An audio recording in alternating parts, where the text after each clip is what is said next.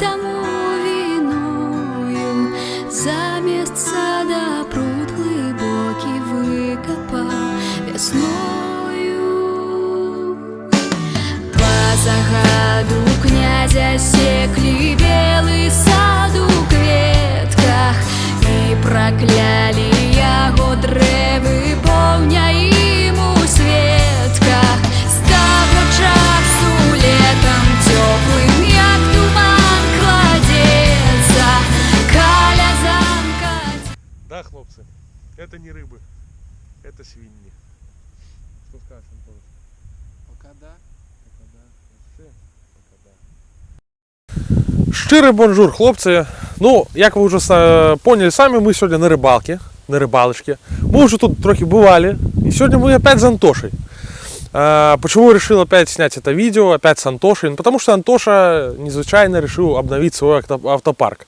Это по-перше. Ну и второе, у него произошло такое событие в жизни. У него родилось второе дитя, это девочка по имени Валя. Вот, поэтому сердечно его поздравили. И он решил сменить автомобиль, потому что он теперь солидный папаша, отец 2 детей. Вот, и ну, на 3-го пока не дотянул, поэтому материнский капитал этот, в размере там каких-то 10 тысяч условных единиц ему не светит. Но какие-то копейки вроде как получил, поэтому, видимо, решил трохи хапнуть. Вот. И мы решили снять очередной обзор на автомобиль. Kia Sportage, 2006 год, 2.0 Common Rail дизель, 140 лошадиных сил. 4 цилиндра, все как положено. Передние дисковые, задние дисковые, передняя независимая, задняя независимая. Все это здорово, все это очевидно, все это в принципе все знают, все это понятно. Я еще раз говорю, что в своих обзорах я не буду никогда углубляться в технические нюансы, там супер-мега некие там уже такие особенности. Но в целом про какие-то нюансы эксплуатации автомобиля я расскажу. И сам владелец, конечно же, тоже пару слов вам скажет. Бракнет, все-таки же он ездит как-то и рассказывает. Kia Sportage это тот же Hyundai Tucson, по сути дела. Да? Tucson, Tucson, его по-разному называют. Вы, в принципе, знаете, о чем я говорю. Но лично мне внешне больше превалирует Kia Sportage именно в этом поколении. Автомобиль имеет строгую довольно внешность на самом деле, да. Но в целом он такой более задорный, чем Tucson, на мой взгляд, да, потому что Tucson, он какой-то такой, знаете, ну, как жаба такая, то есть он такие фарки, ну, это мое субъективное мнение, субъективное. Sportage у него и фары как-то привлекательнее, и, знаете, и вот этот кенгурятник такой, ну, такой, что-то вместе с бампером, честно говоря, ну да бог с ним, более как-то интересно все это сделано. Да, противотуманные фары, свесы, вот все это, боковые свесы. Мне больше нравится. Ну, больше нравится. Обязательно цыганский отбойничек, Sportage, чтобы, ну, как все бачили, что никак не поймут, что. Кстати, на днях вот бачу интересный момент такой. Стоит машина Volvo. Volvo S40. Вы знаете, есть такие белорусы, которые, ну, они думают, что никто не знает, что это Volvo S40, и что. Или всем надо рассказать, что это Volvo S40. На зеркалах боковых значки налеплены Volvo. Дополнительно заколхожено Volvo большими такими буквами еще. Помимо того, что значок есть, что спереди. Сзади налепки 2 Volvo. Ну, куда и зачем, я не понимаю. Поэтому я бы вот это вот... Надо стирать, Антоша. Хорошо. Надо стирать. Потому что, ну, Sportage и Sportage. Зачем лишний раз? Я не люблю цыганщину. Отбойничек хорошо. Как каменюками не било по капоту. Это правильно. Это должно быть. Молодец. Антон, ну, такой хозяйственный хлопец. По внешности автомобиля, что внешность автомобиля на самом деле не смотрится устаревшей. Да, конечно, Sportage со своей моделью, Kia Sportage шагнула далеко вперед уже на данный момент времени. Было следующее поколение, рестайлинг, теперь новая машина уже вышла от Sportage, какая, ну сейчас говорят, что она похожа на Porsche Cayenne. Хотя, ну, такое не очень удачное сравнение. Не похоже на Porsche Cayenne, потому что она все-таки маленькая. Это такой паркетничек, кроссовер я бы его назвал. Поэтому там сравнивать этот Sportage новый с Porsche Cayenne. Ну, может быть, корейские маркетологи такие, они в очи свои заплющили, им не все бачно, они, может, думают, что они сделают машину похожую на Porsche, и она будет продаваться как Porsche. Ну, конечно, нет, потому что эти машины продаются лучше, чем Porsche. Почему именно Kia купил Антон? Неспроста. На самом деле 2-литровый надежный двигатель с небольшим расходом, динамика, экономичность. Все в этом автомобиле присутствует. Но это позже, потому в тест-драйве мы поглядим, разберемся с вами. Я считаю, что корейцы на данный момент времени по продажам, по их обилию на дорогах наших с вами, да, по отзывам, по всему, это становится практически народный автомобиль. Я, конечно, надеюсь, что мы с вами не станем поголовно жрать суши, пить саке там и прочее, вот, и не окосеем там, но все же Sportage и автомобили марки Kia, яны заслуженно стали занимать место в белорусском сердце. Неспроста. Вот. По внешности автомобиля, в принципе, красивый, эргономично, все как-то вот так сделано, сбитые такие поджары, все на месте. Литые дисочки оригинальные, красивые. Кстати, я же не сказал, что это полный привод подключаемый. То есть можно отключить, можно подключить муту. Вот, это иногда бывает полезно. И мы, кстати, с Антоновичем уже были на рыбалке на этой машине в других местах. И полный привод, кстати, выручал при подъезде к озеру. Что немаловажно. Действительно выручил при подъезде. Шел дождь долго. Мы поднимались в гору.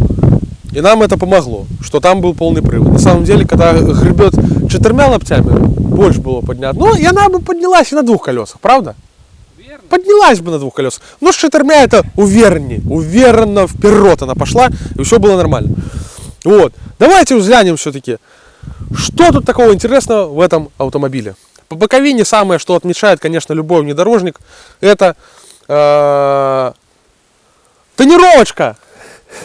Не, на самом деле тонировочка, это не российский вариант, эта машина приехала из Германии. Когда она приехала из Германии, кстати, Антон, напомню.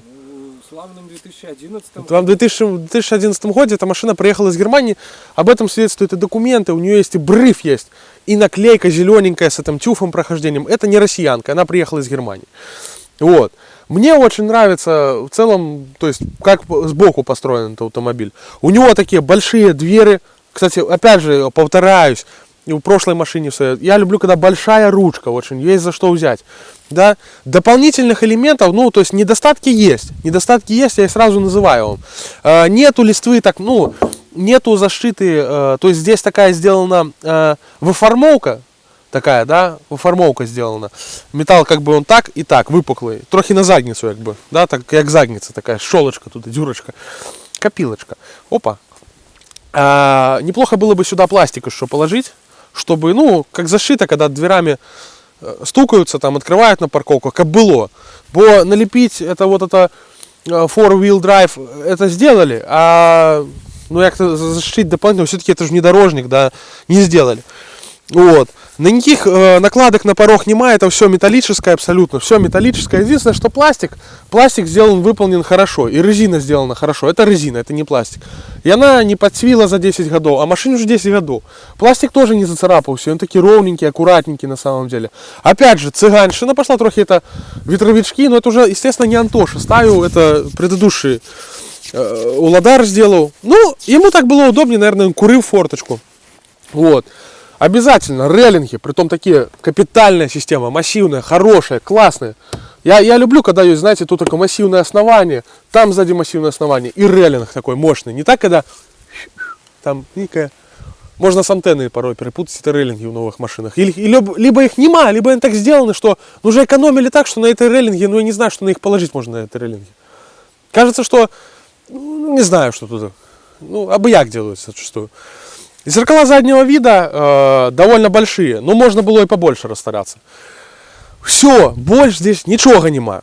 Самое интересное, в принципе, что есть в этом автомобиле, из такого, так нестандартных фишек, и они есть сзади. Давайте глянем, что там сзади.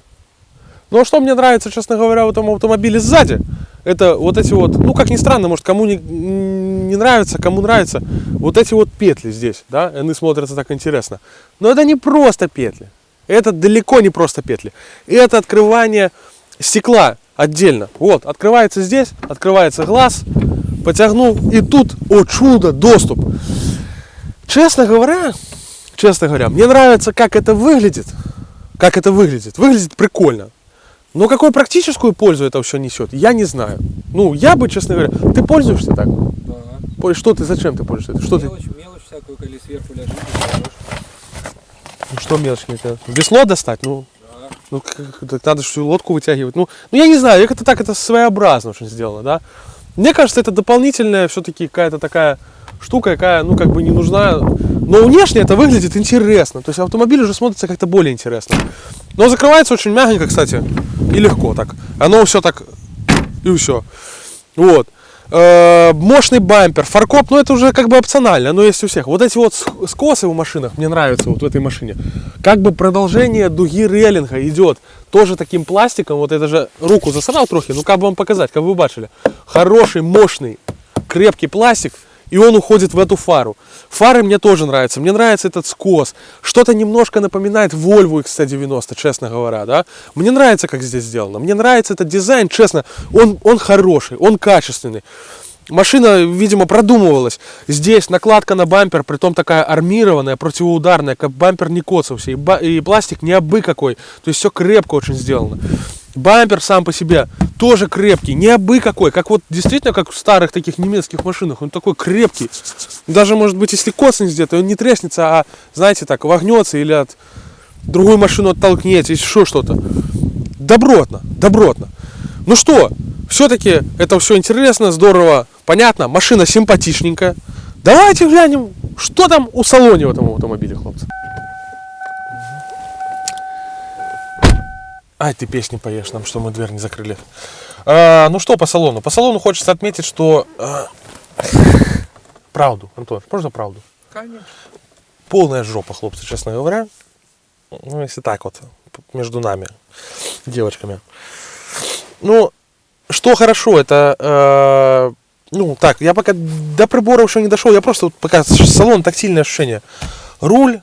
Пробег автомобиля 185 тысяч, родной пробег, подтвержден документами. Ни один, там, ну, подкрашивался бампер, передний бампер, крылья, все на болтах не срезано, ничего не красилась машина, то есть нормально, там в авариях не была, она нормальная. За 180 тысяч, ну, руль стерся к херам вообще, блядь. К херам стерся. Ну, то есть все уже, и стыки, все позатиралось. Антош, надо перешить. На материнский капитал там трохи 50 баксов откинешь, с кожей перешей, честное слово. Ну, надо перешить.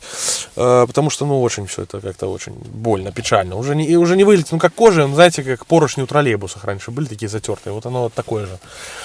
Пластик, отделка, жопа. Во-первых, острые вот эти торцы, они прям видно, они не прогибаются, но все твердое. Я не знаю, як оно скрипить, не скрипить, это по ходу дела, як приедемся, мы поглядим, оно скрипить и не скрипить. Если не скрипить, честь и хвала. Если скрипить, ну, уже куда там. Не той автомобиль, он, в принципе, стоит сейчас, ну, сколько сейчас, 8 тысяч такая машина здесь стоит? Ну, в среднем. Не, ну 8 тысяч для белоруса, это деньги. Это гроши. 8 тысяч. Вот тебе и, як говорится, картошкой по губе. Вот. Все твердое. Ну, тут вот похрустывание при нажатии, кстати, чуть-чуть есть, но я могу вам сказать, что во многих автомобилях BMW, где такой пластик вставлен, хрустит сильнее, чем здесь. Потому что, ну, так, оно нормально. Качество сборки нареканий не вызывает. Все подогнано ровненько, все линии, все на своих уровнях. Но материалы, конечно, могли вот, ну, здесь могли мягко сделать. Ну, ай-яй-яй-яй, трохи руки подмерзли, на улице холодно, 1 градус. Вот. Ну, что, в целом, я руль выставлю ровно. В целом, дальше, на самом деле,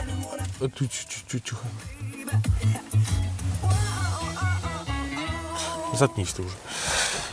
Значит, по информативности приборной панели у меня вопросов вообще нет. Она сделана, на мой взгляд, гениально просто. 3 дырки вот этой вот. Километры, обороты, справа охлаждающая жидкость, температура и уровень топлива. Все прекрасно. И одометр. Вообще базара ноль, хлопцы. Базара ноль. Все четенько, все ровненько вообще. Кнопочка трып, как сбросить и посмотреть пробег такой свой мелкий. Вообще без вариантов. Все сделано вот тут, сделано нормально. И руль как бы сам по себе, он тоже нормальный. Он удобный, он такой тонковатый, но хваткий. Его удобно держать. Вот, его удобно держать. То есть бибикалка, логотипчик Kia этот, он уже тоже, ну, качество, он такие какие-то поддержки, такие, так, як по плесневу трохи, ну.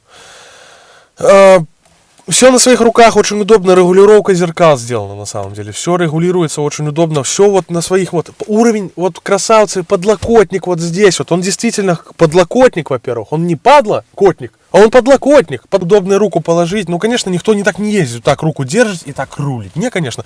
Но удобно, когда ты даже вот так двумя руками держишь руль, у тебя локоть поддерживается. Все под локотком у тебя опора, и притом она прекрасно... Вот тут уже пластик получше сделан, и он обшит дермантином. И здесь дверки перфорированы дермантином обшиты.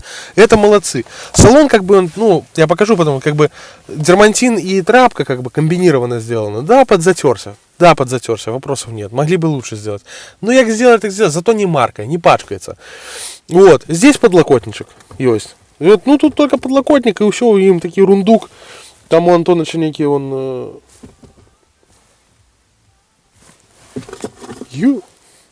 Это что? Это пульт до магнитолы. Покажи-ка магнитолу. А, ну магнитола. Батарейки сели. Вот это поворот. Вот это поворот. Пульт от магнитолы. Кто бы мог думать, что... Ого. Ну правильно. Управление на руле нема, но есть пульт. Ну это, конечно, странно. А какой смысл в пульте, вот честно, давай подумаем с тобой. Ну, на самом деле он не надо. И он не надо. Но он есть. И он есть, но Поэтому не у него надо. нет батареек, потому что он не надо. Ну понятно, это ясно. Это понятненько. Понятно. Ну да. И он не надо, но и он есть. Понятно. Понятно. Это как это самое. Биксенон в Жигулях. И он не надо, но и он есть. Вот.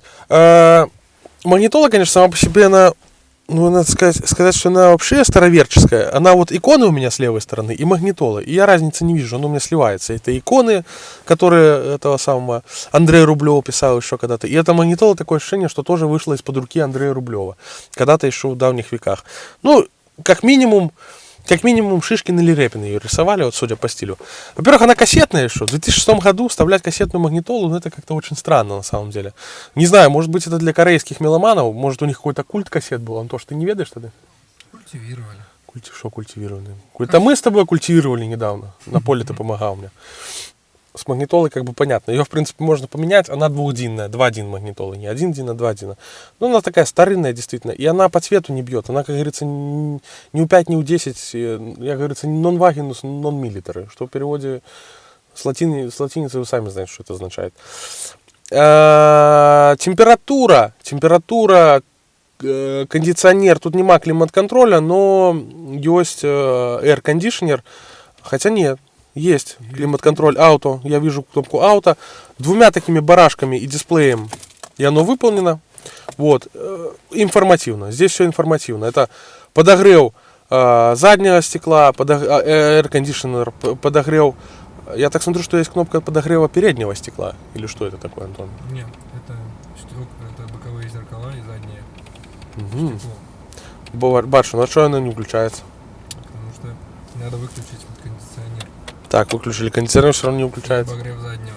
Ага, то есть он жадный. А, ничего. Машину, значит, надо завести. Ах, ты давай проверим.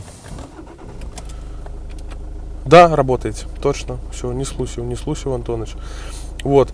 Все такими барашками, но барашки, и они, ты чувствуешь, во-первых, градацию шкалы, и градация еще повторяется на самом дисплее. Ну, информативно сделано, действительно информативно. Тут же температура за бортом показывается. И тут уже, как говорится, горячее, холоднее, само то. Все, здесь вообще вопросов нет, здесь больше ничего нет. Все. Здесь только вот пепельница есть. Пепельничку покажи людям, Антошечку. Пепельница. И неликвидные гроши. Это сколько у нас? Ну, неликвидные гроши запакуем обратно. Пепельница, кстати, интересно. И, вероятно, не курят очень это самые корейцы. Ходят мифы, что у корейцев и китайцев все маленькое. Не знаю там, что конкретно все. Но пепелка такая вообще маленькая. Ну, совсем. Вероятно, не курят они, гады. Зусим. И, ну, доставать ее можно, почистить. Там у Антоши что-то тут еще лежит такое. Что это, Антоша, такое? Крест некий, святыня у Антоши лежит. Ты что? Что это? Это крест Ефросиньи Полоцкой пропавший, нет? Это вместе с кенгуратником досталось от предыдущего хозяина. А, вместе с кенгуратником? У довесок крест пошел. Добро. Ну ты не доставай, может это счастливый крест на самом деле. Ну, в общем, вот каким-то таким макаром это самое, козырочки, ну, без света, без ничего, даже здесь света нету. Зато здесь свет регулируется, здесь водительский, пассажирский. Что молодцы, подочечник есть, очечки можно положить, это здорово, это молодцы. Тут не лишнее все, да. И все, лишнего ничего нема, и, кстати, на микролифтиках все сделано, да. Здесь никаких нема ручек, там, естественно, этот джип, там не такие, там просто висюлечки, как бы, сделаны. В принципе, кстати, ну, странное решение, як у Жигулях сделано, на самом деле. Антон, ты не находишь? Як у Жигулях. Я их вообще в темноте не нахожу. А, воины, да, я в Жигулях. Правда, да, только что правда, ну, як в Жигулях. Вот, ну, как бы вот и все. Но по посадке, то есть по посадке, руль, регулировка руля, я-то уже за рулем этого автомобиля ездил, он регулируется только вот по наклону. По вылету он не регулируется, потому что вы меня критиковали в автомобиле Антона Арнольдовича Рахит, потяни сильнее. Я уже тяну. Мы сейчас назад поедем или вперед, если я еще раз дернусь. Но это никуда, все, только так. Но даже при всем при этом я сел, ничего не регулируюсь, тут сидел Антон, мне удобно сидеть, правда, мне удобно сидеть. Я вам сразу говорю, что мне сидеть удобно. Регулировки сидения. Спинка, наклон спинки, и он такой механический, но не нужно маслать. Там пружина стоит, которая отпускает, и оно само возвращается. Видишь, не раздолбанное еще. Вот. И дополнительные барашки, это подъем наклона сидения, то есть как бы ваша задница приняла положение параллельно земли, вертикальной земли. На самом деле можно очень удобно. Параллельно там, перпендикулярно, как удобно можете настраивать. Вот как бы и все.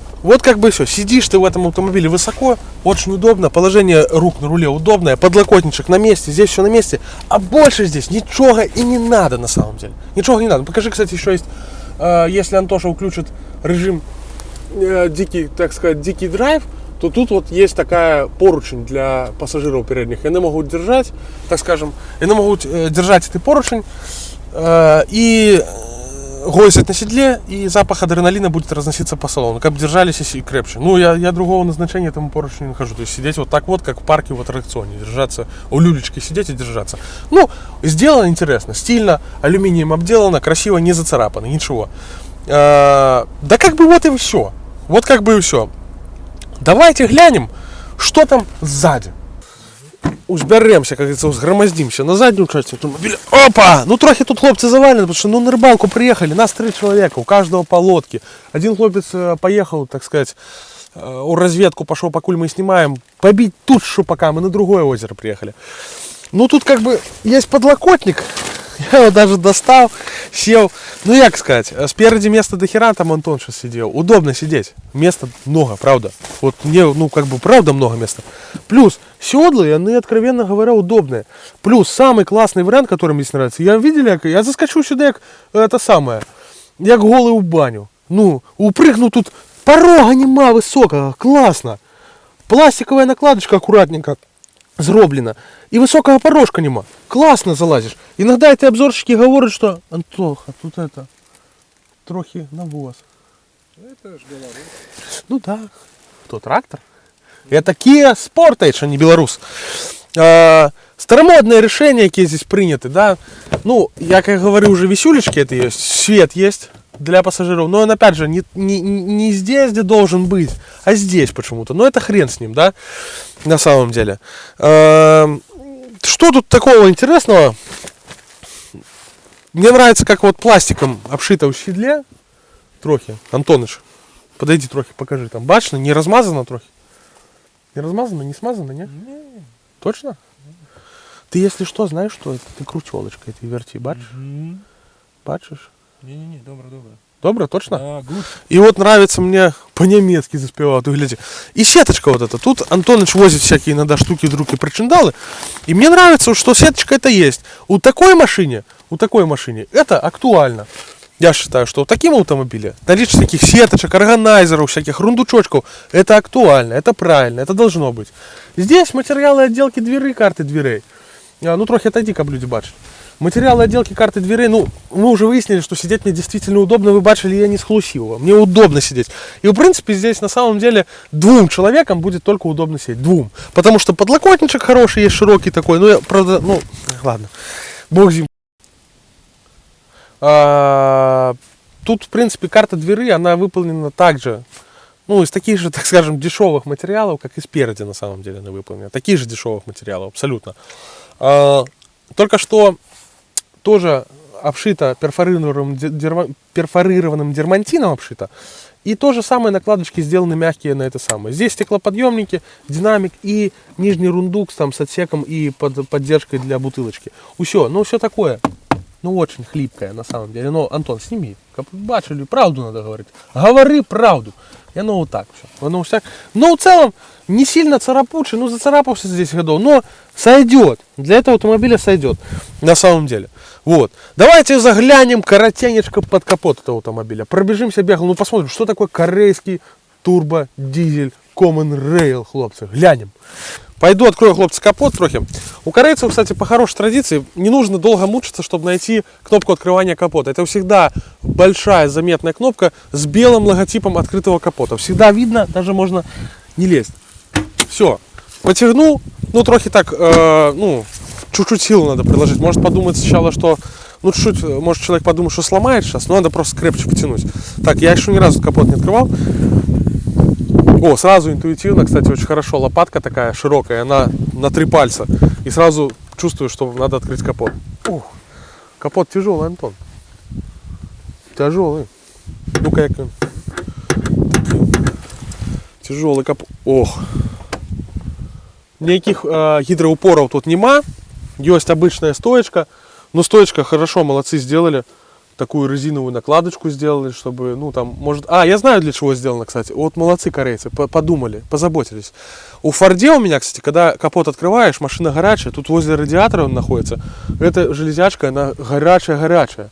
А тут они сделали такую накладочку, как человек пальцы не обсмаливал. Молодцы корейцы? Молодцы. Гуманисты, молодцы. Слушай, мне нравится. Я люблю, когда наклейки, это что-то варнинг, атеншьон. Ахтунг, ахтунг написано. Значит, написано Арнольдыч, не суй руки, и они у тебя кривые. Спорить не буду. Значит, ну мне нравится, как сделано. Действительно. Шумоизоляция такая плотная, хорошая самого капота. Очень грамотно сделано на самом деле. Все как-то так на своих местах. Очень плотный пластик такой, не грязный какой-то. Не, ну грязновато. Резины не хватает, но... Не, ну тут вот зашишено резиной. Тут такие лопухи резиновые на фары накладины, как бы не попадало. Но в целом довольно чисто на самом деле для дизельного такого кроссовера. И чисто, и ровненько, аккуратненько, не все не масле. Конечно, двигатель мы с вами не посмотрим, потому что он под крышкой. На какой написано Kia Common Rail дизель, интеркулер, 16 клапанов. Все.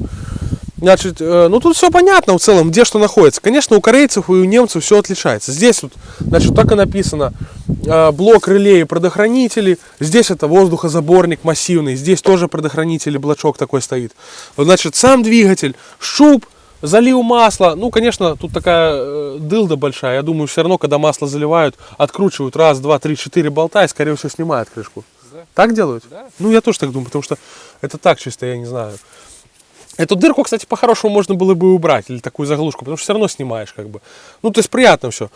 Очень хорошо, кстати, сделана заливка охлаждающей жидкости. Под ней находится блочок АБС. Здесь, значит, жидкость гидроусилителя. А в этом автомобиле, ну, естественно, гидроусилитель рулевой рейки установлен, рулевого механизма. Здесь охлаждающая жидкость. На некими китайскими роликами написано «Не жамаис овурар шахут». Заклинание. Сейчас должен китайский бог появиться после этого. Корейский бог должен появиться и сказать нам, что мы все дураки, все не так на самом деле. Но на самом деле все так. Вот. Значит, да, в принципе, и все. Там аккумулятор, воздушный фильтр. Да. Ну, тормозушечка. Тормозушечка. Кстати, большая, очень удобно такой. Бачок сделан. На самом деле. Интересно, на тормозухе. Там еще с двойным фильтром сделано. Да вот как бы и все. Вот как бы и все. Массивные стоечки. Амортизационный упор. Но они там, они под этим всем закрыты, да. А в целом довольно неплохо сделано. И як мне нравится, всякие накладки дополнительно сделаны. Як я в аудюшке сам себе лепил, так тут корейцы сами сделали. Патрубок идет, и он соприкасается с пластмассой. Кожуха двигателя, да, фальш-кожуха. И они сделали накладочку, как бы, ну не дай бог не перетерся. Я вижу, что это не самопал, это сделано было на заводе. Так что в целом довольно аккуратненько, довольно чистенько. Мне нравится. Аккуратно, красиво. Я люблю так. Все на своих местах. Всякие эти надписи. Это некая бандажик. Ну да, ну. Воздухозаборник уходит. Как-то интересно очень сделано, честно говоря. Это же воздушный фильтр, правильно, Антон? Да. Воздухозаборник уходит куда-то туда, вниз. А что он туда вниз, потом через какой-то короб, и что уходит туда вот как-то. Длинный очень тракт воздушного фильтра. Ну, качество воздуха, очистки воздуха, это один из главных моментов для дизеля. Не забываем об этом. Ну, вот как-то так. Ну, а теперь, хлопцы, кстати, как он закроется, мне интересно. Бульба шмякнет по тарелочке, как думаешь? Конечно. Не, это сырой огурец упал на пол. Это не бульбочка шмякнула по тарелке. Но не будем продираться, не будем. Хромец налепили. Все-таки для белоруса, для рыбака, для, значит, фермера, для такого соправного мужчины важно наличие багажника, это багажного отсека, его, значит, функциональные возможности и габариты. Взглянем, Антоша, что там у нас с тобой. Пойдем. Итак, хлопцы, перейдем все-таки к багажнику. Мы уже с вами определили, что здесь есть прикольное, но бесполезное открытие заднего стекла. Но оно есть, как бы, да, но оно прикольное, но бесполезное. Но надо все-таки придраться, что там по багажнику. Да? Давайте откроем сам багажник. Доступ в багажник открывается непосредственно кнопочкой, очень легко, кстати, что молодцы, удобно. Не нужно там из салона тягнуть, что ключом нажимать. Вот, нажал, и аккуратненько, само, кстати, поднялось. Молодцы. Кстати, есть косяк, да, трохи, ну, видишь, по росту, да. Во многих машинах, даже в своем Форде, у меня так багажник поднимается так, что мне башкой биться-то не надо. И он как-то так поднимается, хотя, может, это кажется. Может, скажешь, ну ладно, продираюсь трохи, ну, не это самое. Сам багажник, ну, вы бачите, ладья лежит, и вторую шо упихивали. Ладно, давай достанем ладью, давай достанем. Лодь. Это наш с Антошей, кстати, между прочим, наш героический ботик под названием Небздящий. Потому что в любую погоду, в дождь и в ветер.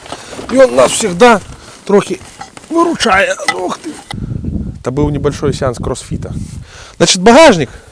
Ну, кстати, Антоша, это что, эта херня перекочевала за Зафира к тебе? Да. Ты гляди-ка, ты жадный. Что по багажнику? Ну, по багажнику могу сказать сразу, что багажник на самом деле небольшой, но функциональный, как я бачу. Я не понимаю, правда, одной штуки. Ладно, колесные арки тут съели пространство, да, это понятно. Здесь рундучок какой-то. А что это за горбы? Вот это что за горбы? Так к чему вообще этот горб? Не знаю, может, нычка какая, ну не похоже. Не нычка, это может быть, когда устанавливается 7-й раз. Такие машины семиместные есть? Нет. Зачем этот горб тогда? Надо спросить. А, зачем этот горб? Все понятно, что это за горб. Это ж стойки амортизаторов. Наверное. Стойки амортизаторов. Так они, как они сюда вылезли? Правильно, да. Вот, глядите, крышки открываются. Ты знал хоть сам-то? Нет. Погляди вот туда, покажи. Вон открываются. Света хватает там? Не хватает. Трохи дай колесиком покрутим. Сейчас, хлопцы, гляньте. Ай-яй-яй, темненькая. Вот, да, стойки амортизаторов, вот эти крышки, они, конечно, съедают полезный объем багажника. Они трохи съедают полезный объем багажника. Но в целом, по багажнику я могу сказать вам, что места маловато. Но зато складывается в ровный пол. Коли положить это сиденье, оно складывается в ровный пол. Действительно в ровный пол. Дополнительные всякие штучки-дручки для того, чтобы что-то вешать, присутствуют, да. Ну, твои, Антон, тут вешай там, да, туда-сюда. Ну, багажник маловато. В целом хватает, видите, впихнуть две ладьи, тут 12-вольтовая розеточка присутствует, одна, значит, дополнительные шишки, чтобы держать некий груз есть. Под полом, что у нас под полом? Пол. Пластик, кстати, на удивление не царапучий, хотя тут у Антоши и песок такой, и грязь, но не зацарапалась, да. Шторку он снял, к сожалению, ну, шторку не покажем. Ну, есть шторка еще, которая закрывает. Ну, как ехали на рыбалку, хлопцы, ну, убрали шторку уже. Выбачайте. Значит, что там? А тут запаска, полноразмерная запаска. Полноразмерная запаска, Домкратыч лежит. Запаска тоже на литом диске, не сперли. Сетка, аварийный остановки знак, так сказать. Запаска, кстати, такая, в прекрасном состоянии. И все такое, и все пластиком таким сделано. Ну так хорошо сделано. Тут, да, это баллонники. Кстати, обратите внимание, как молодцы корейцы, да? Все у чехольчику, не абы як валяется, а у чехольчику лежит. Прекрасно. Молодцы. Вот, значит, сейчас я трохи наведу порядки, чтобы это самое. Молодцы. И так все закрывается. Ну, как бы я, честно говоря, ну, приятно удивлен. Молодцы. Молодцы. Сделано хорошо. Ну, вот такой багажник. Конечно, мог бы... кстати, свет есть в багажном отделении. Он, off и door, когда открыто. Сейчас вот еще отдельная подсветочка есть. Молодцы. И здесь подсветка тоже включается. Только с одной стороны. Наверное, по багажнику это и все. Где-то и все. Но этого вполне достаточно. Ровный. Еще хорошо. Ровная поверхность, легко грузить. Здесь пониже, чтобы не поцарапать, не побить ничего. Ровно загрузили, и там, когда сиденья складываются, у вас уже большой багажник, конечно, со сложными сиденьями. Действительно, тут уже объем багажного отсека приличный получается. В целом, по исполнению, как все сделано. Ну, такой пластик довольно плотный, но играющий, да, поскрипывает. Заглушечки, резиночки, все сделано на уровне. Я хочу сказать, что все сделано на уровне. Сама ручка для закрывания, она трохи ходит в руке, но в целом нормально. Здесь все плотненько прилегает. Ну да, просто пластик, просто скорлупа такая пустая. Ну, то есть резиночки, как мягче закрывався. Ну вот як-то так, хлопцы. Ну что, такое первое мнение про этот автомобиль. Он, так скажем, соответствует своей внешности и соответствует своему целевому назначению. И он об этом подтверждает в салоне, у багажнике. Ну, конечно, багажник трошечки больше можно было, но габаритные размеры, к сожалению. Ну, такая вот машина, ну что сделать? То есть мы же с вами не придумываем, как ее переделать, или, так скажем, мы не думаем, как ее сделать, когда она была новая. Значит, давайте все-таки тест-драйв. Как она? Мне вот часто и многим людям интересно, как такие табуреточки ездят. Мне кажется, она должна как-то так хреновенько управляться. Ну, мы сейчас посмотрим, как она будет ехать. И я вам честно все расскажу, хлопцы. Ну что, хлопцы, як я обещал, сейчас мы трохи прокатимся на этом зверу. Сейчас мы трохи... Что? Рыбак сегодня лодку, кстати, свою пробил. И главное, такий хлопец, он резкий, говорит, я поплыву на пробитой лодке, блядь. Мне, говорит, все равно. Я ему говорю, ты, хлопец, протормози, ты что хочешь, как Джеймс Кэмерон и про тебя фильм снял, как ты ко дну пошел, потом спускаться к тебе. Ну, а то поехали бы до Антоныша, это самое, жонки привезли, потом сапоги только от хлопцев. Рисковал всем, хотел на пробитой лодке плавать, но все, в принципе, добро. Ну вот мы тронулись, в принципе, на этом чудном автомобиле. Ну, заводится он мягко, тут ожидаемо на самом деле, да. Вот мы едем по такой лесной дорожке, как бы, и нормально, все, в принципе, башно, и это совсем такая, ну, конечно, это не бездорожье, но, ну, по такой вот лесной дорожечке мы крочим. Что хочется отметить, на самом деле, тут есть такие углы, как бы, машина не кренится, это хорошо, как бы, то есть чувствуется угол, в котором находится машина. Ну, руль трохи болтается, да, ты видишь, Антон, я вот сейчас его болтаю, да, и это не сильно влияет на курс машины, то есть руль не очень острый. Ну, по трассе проедемся, потом посмотрим, как оно на самом деле, да. Но сейчас, конечно, вот именно по бездорожью, а это мы едем на двух колесах, сейчас не на полном приводе, ну, это не надо, как бы, но полного привода оно не надо. То есть на первой передаче машина ведет себя абсолютно хорошо, то есть ты уверенно, мы ничего не цепляем, ни веток, ни каких там, не знаю, ни корчей, которых здесь много. Кстати, по лакокрасочному покрытию надо все-таки признать, что веточками машина царапается, и царапается довольно сильно. Даже не сильными там ветками, а мелкими. На краске остаются, конечно, следы, которые потом в последующем будут требовать полировки. То есть лакокрасочное покрытие, качество лака здесь не очень хорошее. То есть я не говорю о царапинах до грунта, но в целом, конечно, да, это будет требовать потом лишний раз полировки. То есть, наверное, раз в год или 2 раза в год надо будет полировать этот автомобиль. Ну, корейская краска, все знают, что это такое.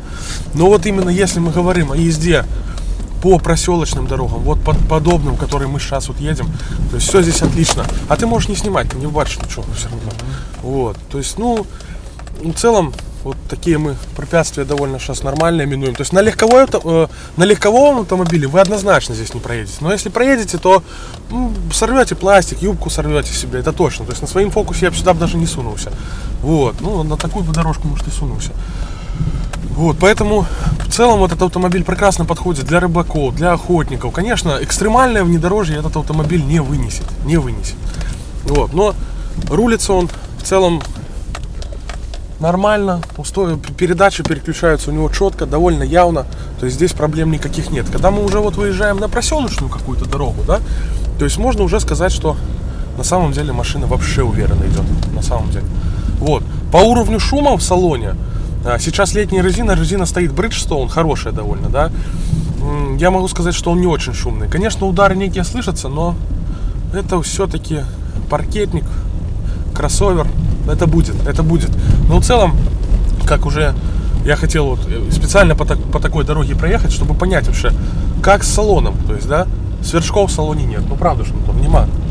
Салон не поет, не сверчит. А машине уже, между прочим, 10 годов. 10 годов. Так что можно сказать в целом, что качество салона довольно неплохое, сборки неплохое. Некое что-то там посвистывает, ну это в багажнике, у нас много вещей. Машина, кстати, загружена сейчас под самую сраку, между прочим. 2 лодки, аккумуляторы, спиннинги, туда-сюда. У нас много чего с собой. И прекрасно на самом деле. Она едет вообще прекрасно. Да, конечно, жестковато, вот сейчас на такой дороге жестковато. Руль такой, как в неким диване едешь, вот и оно вот так вот, как бы не сильно. Руль не резкий у этого автомобиля. Я бы не рекомендовал, конечно, на такой машине высокие скорости, какие-то повороты заходить, это не вариант. Но вот по подобным дорогам, как бы она, конечно, ведет себя, у хищник некий полетел, там страшно. Интересно, там такая птица. Ого, коршун. Вот оно, конечно, очень неплохо. По сельским дорогам она ведет себя хорошо. Тут еще такая особенность: в белорусских деревнях часто дороги ремонтируют. Я бы, честно говоря, этого человека, если бы нашел, я бы по заднице надавал бы. Грейдер ходит, он ковш, получается, не прижимает, он как бы к земле у него висит, и он так оставляет такую так называемую стиральную доску. А что есть не очень хорошо для подвески, потому что ты как будто бы ты по брусчатке едешь. Но многие люди так и проверяют подвеску. Я могу сказать, что эту проверку машина проходит. У руль еще приятно, что хочется сказать, ну это может быть не особенность модели там конкретной, да, что руль не отдает тебе при этом все вот то, что ты едешь. О, пограничная зона, кстати, мы находимся вообще у пограничной зоне, хлопцы, здесь вообще пребывать нельзя на самом деле, должен быть пропуск. У нас с собой не пропусков, конечно, немає. Да не, шучу. Паспорта, пропуска, все есть у нас. Вот. Вот еще раз проедемся по этой дорожке, чтобы вы бачили, конечно. Вот, ну, а что? Серж Арнольд, что ты там по деревням катаешься? По этим самым. Лосик стоял, кстати, там. Прикольно. Лосик, да, стоял. Це Серж Маркович. Серж Маркович. Добрий день, меня зовут Серж Маркович. Сегодня мы будем готовить с вами свежий лосик. И люблю, кстати, смотреть это на охоту и рыбалка. Мы любим смотреть, вот я люблю, Антон тоже любит смотреть эти передачи. Очень приятно, охоту и рыбалку. Особенно, когда рыба не клюет ни хера, как сегодня, к примеру. Можно поехать и посмотреть охоту и рыбалку. Ну, а можно погонять эту машину тут с вами. Вот чем мы сейчас и занимаемся. Вот. Ты, Антон, честно, если признаться, сам доволен этой машиной? Ну, то Антон, конечно, ее использует, я не понимаю. На такой машине по городу я бы не ездил. Все-таки на Фокусе, мне кажется, покомфортнее по городу возить. Вот. Но расход у нее небольшой. В среднем она потребляет сколько? Порядка 7 литров в городе. 7,8 литров. 7,8 литров топлива она потребляет в городе, дизеля. Нормально, в принципе, конечно. Но для города, конечно, ну да, городской автомобиль. Но вот у деревни, если где-то, у него, вот мне кажется, вообще прекрасно гостить на таким автомобиле. Это уже поинтереснее, чем универсал. Конечно, универсала багажник побольше, а у этой машины такие не совсем большие. Вот, ну, в целом вот именно по его таким вот, ну, как сказать, внедорожным качеством, конечно, с натяжкой. Внедорожье это, наверное, все-таки не его. Конек там прямо... Хотя по говнам мы ездили, но, к сожалению, тогда вот я не взял камеру. То мы напились еще тогда трохи добре, 3 дні, коли были на рыбалке. Но я не брал камеры, потому что боялся пьяный их все это самое, сгубить. Вот, боялся сгубить этой камеры. Как бы вот как-то так, хлопцы, как-то так. Ну что, давайте, наверное, трохи выбираться отсюда и гостить на ближнюю какую-то, ну, такую уже, больше трассу, ну, чтобы можно было, ну, разогнаться, как-то динамику больше посмотреть. Хотя турбина подхватывает, но я, честно говоря, не обратил внимания, на скольких тысячах она подхватывает. По сцеплению, ну, можно сказать, что сцепление довольно мягкое в машине, реально. Оно менялось, Антон? Нет. Что вообще менялось по машине? А нет, предыдущий хозяин менял двухмассовый маховик. Ну да, установлен двухмассовый маховик, 185 тысяч пробег. Пробег, ну, скорее всего, оригинальный. То есть, ну так, судя по всему, оригинальный. А на каком пробеге там по документам менялся маховик? На 125. На 125 тысячах вылетел маховик, это очень странно. на самом деле. Ну, интересно, если, хлопцы, у кого-то такая машина есть, расскажите о своем опыте, потому что я не знаю, на скольких тысячах тут будет вылетать маховик. У Volkswagen обычно бедовая история начинается там со 180 тысяч с маховиком. Здесь, если на 120, ну, он ходит, ну, тут вот сейчас 180 тысяч, давай проверим, кстати, Антон, тронемся, проверим маховичок. Вот 180 тысяч, включаем, 185 тысяч сейчас у меня, да? Включаем первую передачу и просто отпускаем плавненько сцепление.